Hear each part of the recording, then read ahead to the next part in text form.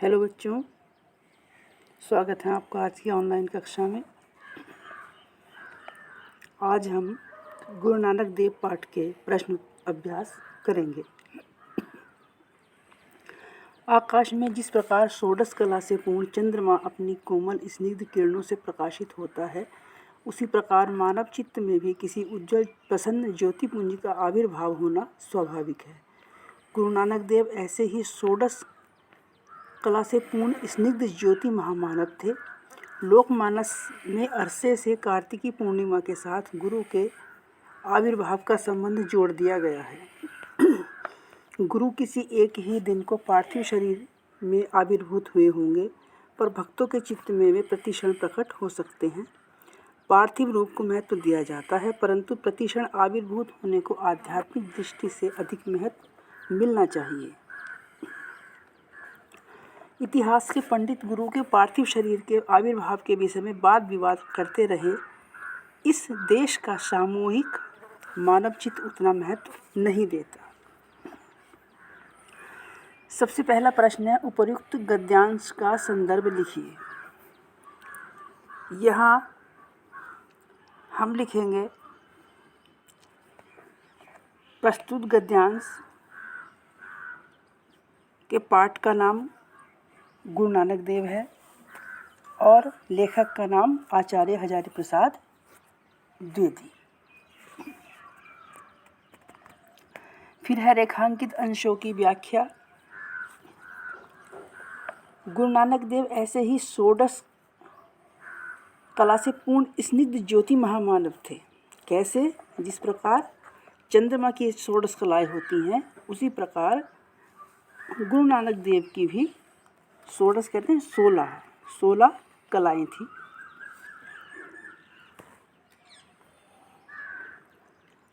गुरु नानक देव जी का जो जन्म है वो कार्तिक मास की पूर्णिमा तिथि को हुआ था।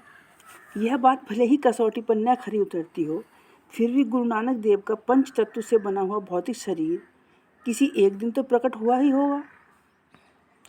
लेकिन श्रद्धालु भक्तजनों के हृदय में उनका प्रेम जो जन्म है वह प्रत्येक क्षण होता रहता है।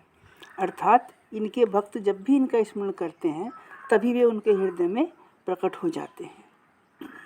भारतीय जनमानस में पार्थिव रूप अर्थात भौतिक शरीर को अधिक महत्व दिया जाता है, परंतु हमारे जो लेखक हैं उनका कहना है कि गुरु नानक देव के पार्थिव जन्मदिन की तुलना में जो आध्यात्मिक जन्मदिन है उसको अधिक महत्व दिया जाना चाहिए। अगला हमारा प्रश्न है,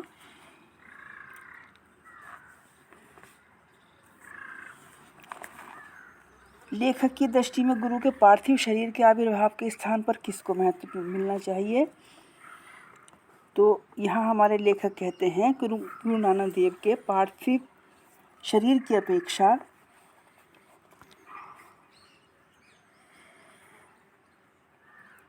जो गुरु के प्रश्न है, लेखक की दृष्टि में गुरु के पार्थिव शरीर के आविर्भाव के स्थान पर किसको महत्व मिलना चाहिए? किसको मिलना चाहिए? उनके आविर्भाव को।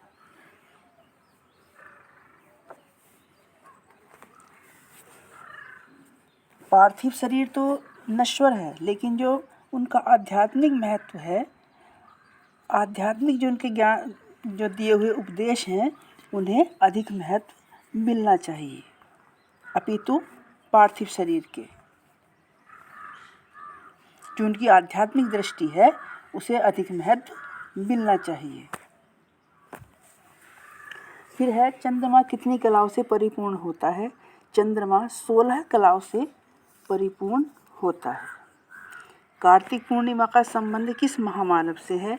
कार्तिक पूर्णिमा का संबंध गुरु नानक देव से है। आगे देखते हैं। गुरु जिस किसी भी शुभ क्षण में चित्त में आविर्भूत हो जाएं, वही क्षण उत्सव का है। वही क्षण उल्लसित कर देने के लिए पर्याप्त है। नवो नवो भवसी जायमान है। गुरु तुम प्रतिक्षण चित्त भूमि में आविर्भूत होकर नित्य नवीन हो रहे हो। हजारों वर्षों से शरद काल की यह सर्वाधिक प्रसन्न तिथि प्रभामंडित पूर्ण चंद्र के साथ उतनी ही मीठी ज्योति के धनी महामानव का स्मरण कराती रही है। इस चंद्रमा के साथ महामानव का संबंध जोड़ने में इस देश का समष्टि चित्त आह्लाद अनुभव करता है। हम रामचंद्र, कृष्णचंद्र आदि कहकर इसी आह्लाद को प्रकट करते हैं। गुरु नानक देव के साथ इस पूर्ण चंद्र का संबंध जोड़ना भारतीय जनता के मानस के अनुकूल है। आज वह अपना आह्लाद प्रकट करती है। बच्चों, गद्यांश का जो संदर्भ है वही रहेगा। इस पाठ इसके लेखक आचार्य हजारी प्रसाद द्विवेदी हैं और इस पाठ का नाम गुरु नानक देव है। रेखांकित अंश की जो हम व्याख्या करते हैं कि गुरु जिस किसी भी क्षण, शुभ क्षण में चित्त में आविर्भूत हो जाएं, वही उत्सव का क्षण है।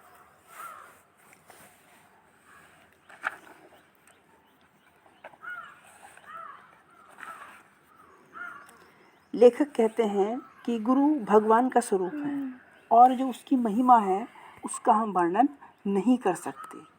मन में गुरु का ध्यान जिस शुभ घड़ी में आ जाए, जिस दिन जिस समय आ जाए, भक्तजनों के लिए वही दिन वही समय आनंदित होने का, महोत्सव का होता है। भक्तजनों के हृदयों में गुरु का नित्य नवीन जन्म होता है। शरद काल की पूर्णिमा की चांदनी अनादिकाल से लोगों का में आह्लाद का संचार करती है, उत्सव का संचार करती है। उज्ज्वल आभा से मंडित इस चंद्र के दर्शन की लोग वर्ष भर प्रतीक्षा करते रहते हैं। चांदनी के उत्सव की यह मनोरम तिथि सदैव अविस्मरणीय है। अविस्मरणीय किसे कहते हैं? जिसे हम भुला नहीं सकते। शरद काल की यह तिथि किसकी याद कराती है? गुरु नानक देव की। उत्सव का क्षण कौन सा है? जिस क्षण गुरु अपने भक्तजनों के हृदय में प्रकट हो जाएं, वही क्षण उत्सव का होता है। शरद पूर्णिमा किसका स्मरण कराती है? गुरु नानक देव जी का।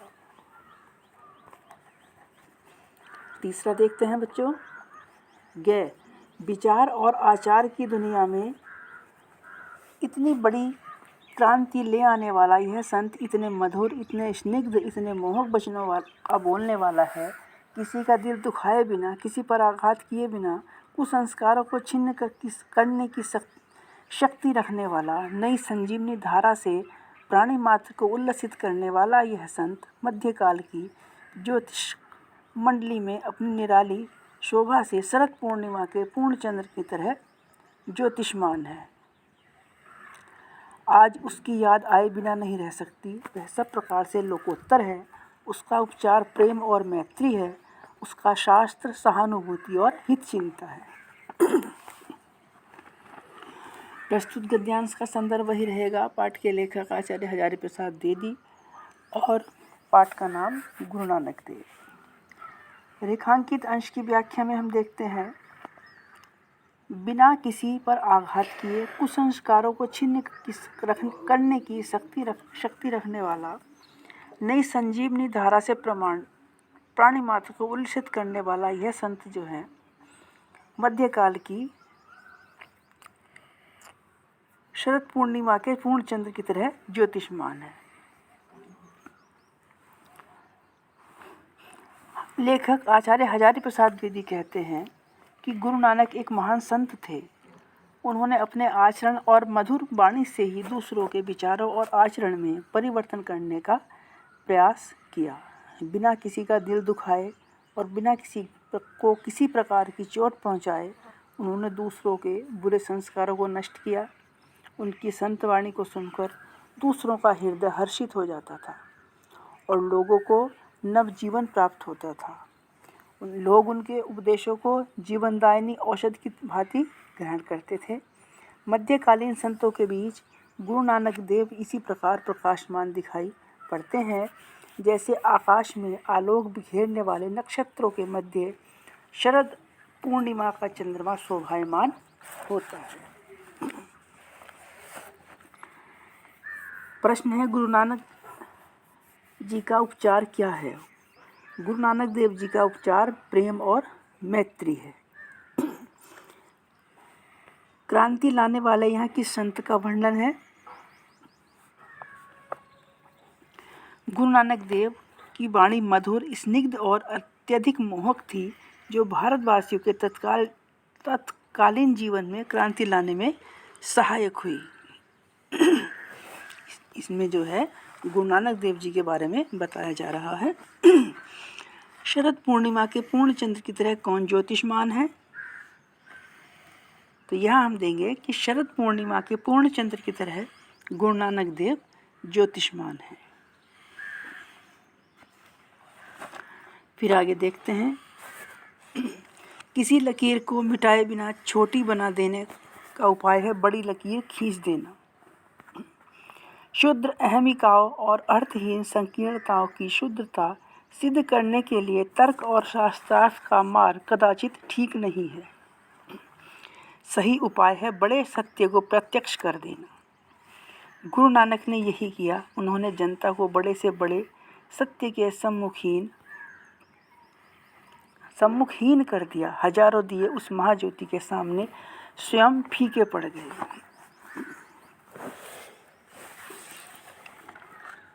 पहला प्रश्न है बच्चों, उपयुक्त गद्यांश का संदर्भ लिखिए। तो प्रस्तुत गद्यांश के पाठक के लिए का नाम गुरु नानक देव है और इसके लेखक आचार्य हजारी प्रसाद द्विवेदी हैं। रेखांकित अंशों की व्याख्या कीजिए। आचार्य द्विवेदी जी का कहना है कि यदि किसी लकीर को मिटाए बिना, किसी रेखा को मिटाए बिना छोटी बनाना हो तो इसका सबसे अच्छा उपाय यही होगा कि उसके सामने उससे बड़ी रेखा खींच दो। तो जो पहले बड़ी है वो खुद स्वयं ही छोटी दिखाई देने लगेगी। उसे मिटाने की आवश्यकता नहीं है। मानव के मन में जो अहंकार की तुच्छ भावना और गंदे विचार भरे हुए हैं, उनकी तुच्छता और निरर्थकता को सिद्ध करने के लिए तर्क अथवा शास्त्रों के प्रमाण देकर बात करना उचित नहीं है। ऐसा करने से संघर्ष और अधिक बढ़ेगा। इसलिए छोटेपन का आभास कराने के लिए लोगों के सामने बड़ा, उदार और आदर्श आचरण प्रस्तुत करना चाहिए, अर्थात एक बड़े सत्य को उनके सम्मुख रखना चाहिए। तीसरा प्रश्न है, हजारों दिए किसके सामने स्वयं फीके पड़ गए? तो हजारों दिए किसके सामने फीके पड़े थे? गुरु नानक देव जी के, जो उनकी महाज्योति, हजारों दिए उस महाज्योति के सामने स्वयं फीके पड़ गए। तीसरा प्रश्न है, छोटी लकीर के सामने बड़ी लकीर खींच देने का क्या तात्पर्य है? तो इसका तात्पर्य यही है कि यदि हम किसी छोटी लकीर को छोटी लकीर के सामने बड़ी लकीर खींच देना, कि अगर हम किसी लकीर को छोटा सिद्ध करना चाहते हैं तो उसके सामने अगर हम बड़ी लकीर खींच देते हैं तो वो स्वयं ही छोटी दिखाई देने लगती है। अहमिकाओं और अर्थहीन संकीर्णताओं की शुद्धता सिद्ध करने का सही उपाय क्या है? तो यहाँ गुरु नानक देव जी कहते हैं कि तुच्छ और संकुचित आचरण के सम्मुख अपनी उदारता का महान आदर्श रखना और लोगों के सम्मुख सर्वोच्च सत्य को प्रकट कर देना ही इसका सही उपाय है। धन्यवाद।